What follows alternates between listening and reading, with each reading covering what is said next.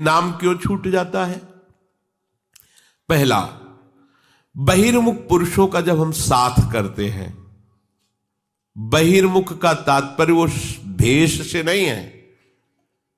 जिसका भजन निरंतर नहीं चल रहा वो बहिर्मुख ही है, कोई भी हो। कभी कभी बहुत धोखा हो जाता है। हमें आदर मानसिक करना है भेष का, ध्यान रखना। आदर तो सबका मानसिक करना है, सब में भगवान विराजमान है। पर किसी भी वेशधारी के संयोग से हमारा भजन छूटे, हमें प्रभु में अरुचि हो, हमें संग नहीं करना चाहिए, चाहे कोई भी हो। ये बाजी हम हार नहीं सकते। एक जिद्दी स्वभाव होना चाहिए परमार्थ के पथिक का। भगवत कृपा से स्वभाव शुरू से जिद्दी रहा है। जो ठान लिया है, चाहे मर जाए पर वो हमें करना है, चाहे जितना कष्ट मिले, नहीं हमें चलना चलना है, बस ऐसा जिद्दी स्वभाव रहा है। तो हमारी जिद्द है, इस जन्म में हम श्री जी से मिलकर रहेंगे, कुछ भी हो जाए। इस जन्म को हम श्री जी के हवाले करते हैं, कुछ भी हो जाए। अब हमको किसी की आन ही नहीं रखनी। अब क्या करें, अब वो खड़े हो जाते हैं तो बात करना पड़ता। कोई भी हो, वो में कोई भी हो, हम नहीं, प्रभु से विमुख वार्ता नहीं हो सकती, चाहे कोई भी हो। बहिर्मुख पुरुषों की संगति करने से भजन बाधित होता है। ये जो हमारे भजन में बाधा पहुंचती है, बहिर्मुख पुरुषों के संग। बहिर्मुख जो प्रभु को छोड़कर इंद्रियजन्य भोग विलासिता संसार की आसक्ति में है, वो बहिर्मुख पुरुष है। चाहे जितना भगवत वार्ता से शुरू करो, बहिर्मुख पुरुष की स्थिति संसार में ही विश्राम लेगी। और चाहे जितनी संसारिक बात से वार्ता शुरू करो, भागवतिक पुरुष की अंतिम विश्राम स्थिति श्यामा श्याम ही होंगे, देख लेना। उसकी बात का विश्राम वही होगा जहां श्यामा श्याम होंगे, उसका लक्ष्य श्यामा श्याम होगा। और जो बहिर्मुख पुरुष है, भले वो भागवतिक शुरू करे, पहचान होगी उसका विश्राम कोई ना कोई विषय, व्यक्ति, वस्तु, स्थान होगा संसार का। इसलिए सावधान। बहिर्मुख पुरुषों से हमको किसी से भी संग नहीं करना। भाई हम यहां संग करने नहीं आए। वृंदावन ऐसे रहे मनो चिन्हारो नाई, हमसे प्रिया प्रीतम का परिचय प्राप्त करने आए। यहां अपनी महारानी जी के चरणों का हम सानिध्य अनुभव करने आए। राधा राधा राधा राधा। हमें दुनिया से मतलब, कोई प्रणाम कर रहा है, कोई गाली दे रहा है, कोई वाह कह रहा है, कोई निंदा कर रहा है, राधा राधा।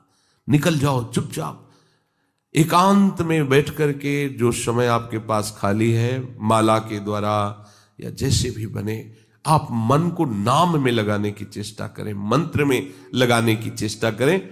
किसी को साथी मत बनाएं। इस मार्ग में कोई साथी नहीं होता।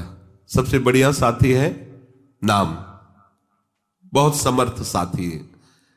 हरि को इसलिए नहीं बोला कि उनको देख नहीं पाओगे तो विश्वास नहीं होगा।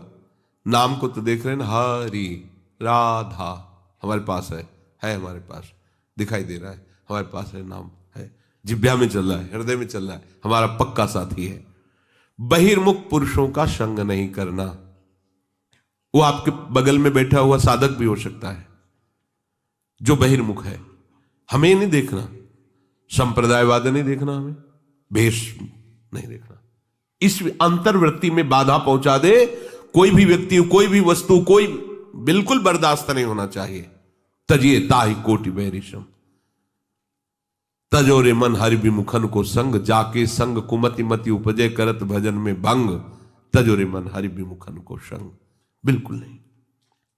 दूसरा, बहिर्मुख पुरुषों के द्वारा की हुई टीका या बनाई हुई पुस्तक कभी नहीं पढ़नी चाहिए। सदैव किसी ग्रंथ की अगर हमें टीका पढ़नी है तो सिद्ध महापुरुषों की पढ़नी चाहिए। जैसे श्री भगवत गीता जी की टीका की है भगवान शंकराचार्य जी ने, श्री ज्ञानदेव जी ने, और अभी वर्तमान साधकों के लिए अमृत में पूज्य स्वामी श्री राम सुखदास जी ने। हमें और क्या जरूरत है? अगर आप अद्वैत वेदांत का भाव देखना चाहते हो तो आद्य गुरु भगवान शंकराचार्य जी ने टीका की, श्री ज्ञानदेव जी ने टीका की, भक्ति और ज्ञान दोनों मिला।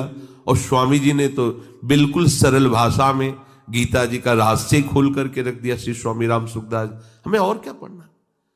बहिर्मुख पुरुषों द्वारा बनाई हुई पुस्तक नहीं पढ़ना, उनके बनाए हुए वो सब गान नहीं करने, उनकी बनाए हुए टीका आदि को नहीं पढ़ना। हम सदैव महापुरुषों की वाणी का ही स्वाध्याय करें। जैसे हम श्रीमद् भागवत पढ़ रहे हैं तो उसमें भगवान व्यासदेव जी, भगवान सुखदेव जी की हमें कृपा मिलेगी। हम सेवक वाणी पढ़ रहे हैं तो सेवक जी की हमें कृपा मिलेगी और वो वाणी हमें स्थित करेगी जिस रस की बात है।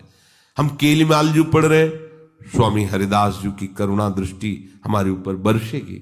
हम चतुरासी जी पढ़ रहे हैं, हित सजनी जो हम पर कृपालु होंगी, और उसका फल तो ये होगा कि इन्हीं नेत्रों से प्रिया प्रीतम का साक्षात्कार, पर उसमें हित सजनी जो हम पर जो कृपा करी वो प्रिया प्रीतम के मन की बात जानने की सामर्थ्य दे देंगी। स्वामी जी जो कृपा करेंगे वो श्री श्यामा कुंज बिहारी के हृदय की बात जानने की सामर्थ्य दे। सबके हृदय की बात कुंज बिहारी जानते हैं और कुंज बिहारी के हृदय की बात सखियां जानती हैं, दूसरे की सामर्थ्य नहीं। इसलिए समर्थ महापुरुषों की वाणी स्वाध्याय करें। ऐसे वैसे नहीं कुछ भी देखा पढ़ने लगे, ऐसे नहीं। किसका पद है, किसके द्वारा टीका की गई हुई, कौन सी वाणी। बस एक बार किसी ग्रंथ की टीका को लेकर पूज्य सदगुरुदेव भगवान प्रारंभ में गए। जय महाराज ने कहा किसकी, तो हमने बताया फूल से आविष्कृत करके यमुना में डाल दो, चलो एक बार भी मत खोलना। एकदम बस ये था कि गुरुदेव भगवान जो आज्ञा की उससे। बाद में जब फिर समझ में आया कि अनन्यता के भाव में बाधा पड़ जाती। जिस मार्ग में हम चल रहे हैं, जिस पथ का अनुसरण कर रहे हैं, उसी मार्ग के सिद्ध पुरुषों की वाणी का स्वाद। बहिर्मुख पुरुषों द्वारा बनाई हुई पुस्तकें या की हुई टीका को नहीं पढ़ना चाहिए, ऐसा आदेश कर रहे। नहीं तो आपकी जो मार्ग की निर्बाधता है वो खत्म हो जाएगी, बाधा प्रकाशित हो जाएगी। और तीसरी बात, बहुत से शास्त्रों का स्वाध्याय करने की आदत नहीं होनी चाहिए। अरे भाई, शास्त्रों का फल है कि आपका निरंतर नाम चलने लगे। अब आप बात समझ गए ना कि आपको निरंतर नाम चलाना है, तो 24 घंटे में सत्संग आपको मिल ही गया। अब लगी सेवा है, वाणी का गायन है, निरंतर नाम जप है। अब आपको कुछ जानना बाकी रह गया क्या? जो सत्संग सुनते हैं उनको कोई सिद्धांत पढ़ने की जरूरत है क्या? जहां से जो सिद्धांत की जरूरत है वो श्री जी खुद पकड़वा के आपको सुनवा देती है। आप तो कान से सुनो, बस आचरण में उतारो, चल दो। बोझा ढोने की जरूरत थोड़ी है। खास बात समझना, अगर भगवत प्रीत्यर्थ जीवन नहीं है, भगवत भजन नहीं है, तो गधे की पीठ में चाहे मिट्टी लाद दो चाहे वेद, उसको बोझा ढोने से मतलब है।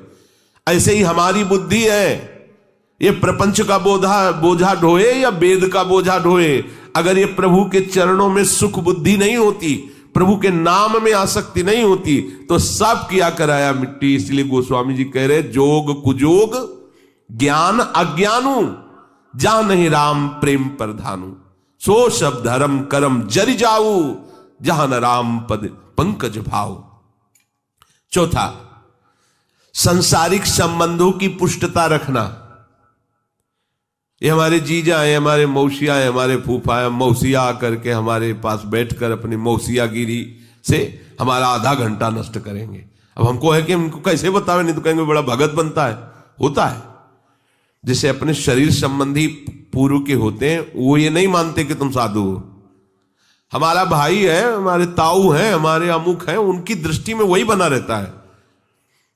वो पुरानी वृत्ति उनकी थोड़ी बदलती है, उनकी यही वृत्ति रहती है। अब वो जब सामने उस रूप में आएंगे, वो बातचीत करेंगे तो प्रिया प्रीतम के नहीं करेंगे, कुछ मतलब नहीं है, वो ऐसा है वैसा संसार। अब हम काहे को सुने प्रपंच? सांसारिक संबंधों का राग रखने से भजन में बाधा पड़ जाएगी। देखो ना, जो गृहस्थी में हैं, कुछ ऐसे सच्चे उपासक हैं जो अपनी व्यथा बताते रहते हैं कि क्या करूं, नहीं चाहता, पर रिश्तेदार नातेदार गृहस्थी में वो आते हैं। हमारे घर में कोई ऐसा नहीं खाता पीता, पर वो आते हैं और ऐसा करते हैं। अब क्या करें हम? बड़ी समस्या है। अब वो दामाद है, उसको कुछ बोले तो बेटी के साथ वो कड़ुआ व्यवहार करेगा और विपत्ति आ जाएगी। अब वो उस घर में जहां श्री जी की सेवा हो रही, वो गिलास रख के शराब पी रहा है, नमकीन पा रहा है और गंदे भाव है। अब क्या उसके साथ है? तो कम से कम आप लोगों को तो इतनी कृपा हो ही गई है श्री जी की कि ऐसा संयोग, मान लो आप विरक्त हो या वृंदावन वासी हो या आकर के भगवत आराधना में, तो अभी तो आपको तो नहीं, कोई भी अब ऐसे संबंधों का राग नहीं रखना चाहे। हमारी सुनो तो हमारे पास बैठो, तुम्हारी सुनने की हमें जरूरत नहीं है न बैठालने की। हाँ, बैठने का आदेश कर, हमारी सुनो और उसको अपने जीवन में गुनो और उतारो, जाओ। चाहे रिश्तेदार हो चाहे नातेदार हो, वृंदावन धाम में आए हो, राधे श्याम 2-4 मिनट बैठ के हमारी बात सुनो, तुम्हारी नहीं।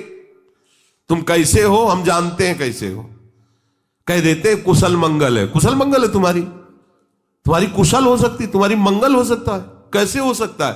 तब लगी कुशल न जीव कहूं, सपने मन विश्राम। स्वप्न में भी तुम्हारी कुशल नहीं हो सकती, जागृत में तुमसे क्या पूछें, सब कुशल मंगल बोले, सब कुशल मंगल। कुशल उसी का है जो भगवान नाम जप कर रहा है, मंगल उसी का है, पूछो या ना पूछो। संतों से कुशल मंगल पूछने की जरूरत नहीं, हर समय कुशल मंगल में रहते हैं। और संसारियों से पूछने की इसीलिए जरूरत नहीं कि वो कभी भी कुशल मंगल में रहते ही नहीं। थोड़ी देर मंगल दिखाई दे रहा है, वो मंगल ही अमंगल रूप हो गया। संतों में अमंगल दिखाई दे रहा है, लेकिन वो अमंगल ही महामंगल का मोद बन जाएगा, क्योंकि नाम चल रहा है। संसारी संबंधों का राग भजन में बहुत बाधक है। जहां हमारा संबंध होता है वहीं हमारा चिंतन जाता है। और 5वां, बहुत व्यवहार बढ़ा लेना। उनके पास जाना है, वहां सभा में जाना है, उनसे संगोष्ठी में मिलना है, उनसे, ये सब नहीं। ये आखिरी मंजिल है जहां से गिरा दिया जाता है। कंचन, कामिनी और कीर्ति। कीर्ति में फंसा तो ऊपरी बिल्डिंग से नीचे गिरा दिया जाएगा। अब क्या दशा होगी उसके ऊपर से जो गिरेगा नीचे, किसी काम का नहीं रहेगा। इसीलिए ये भगवत भजन करने वालों के लिए ज्यादा यश कीर्ति, ये फैलाव भी जो है ये बाधा ही है कि अहो भाग्य 10 लोग हमारे साथ चल रहे हैं, ये कोई फूलन की बात। अहो भाग्य अकेले अश्रुओं से कपोल भिगोता हुआ और प्रिया प्रीतम को साथ लेके डोल रहा है, कोई बाहरी चिंतन ही नहीं, ये अहो भाग्य होता है।